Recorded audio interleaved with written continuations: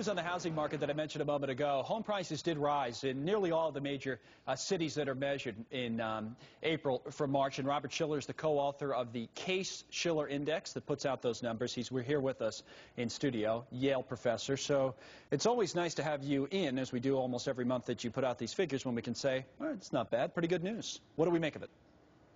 It is good news. About half of it is seasonal. And the seasonal is a little hard to judge. It's been irregular lately.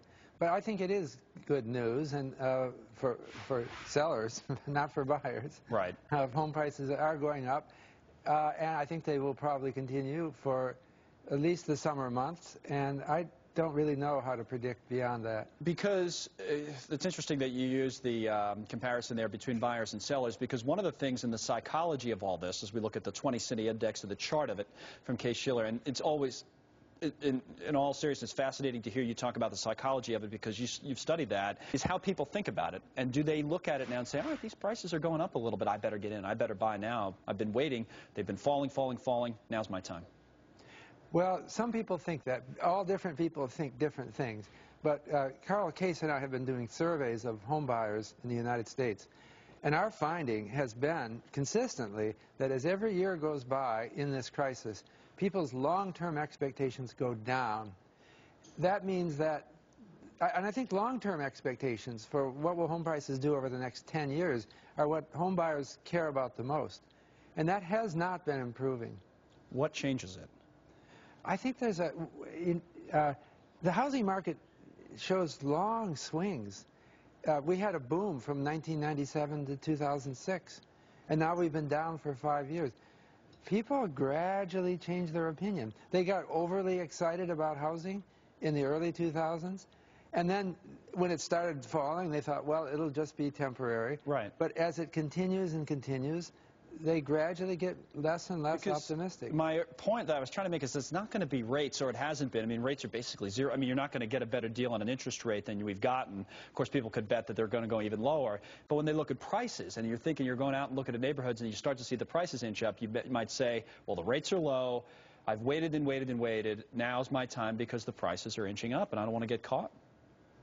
Well, I think that it's more the low interest rates and the moderate prices. They're not low by long historical standards, but they're okay Prices. So I think, yeah, so I think affordability is good right now.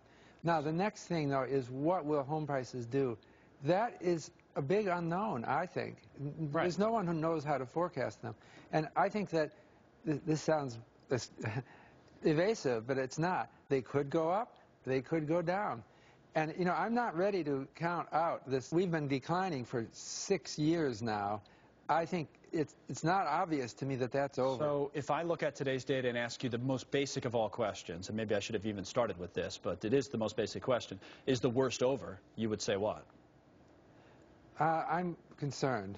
It may be over. Yeah, right now it's a good news day. And I don't want to be just, it's not just in my personality to be pessimistic. I don't think I'm a pessimistic person.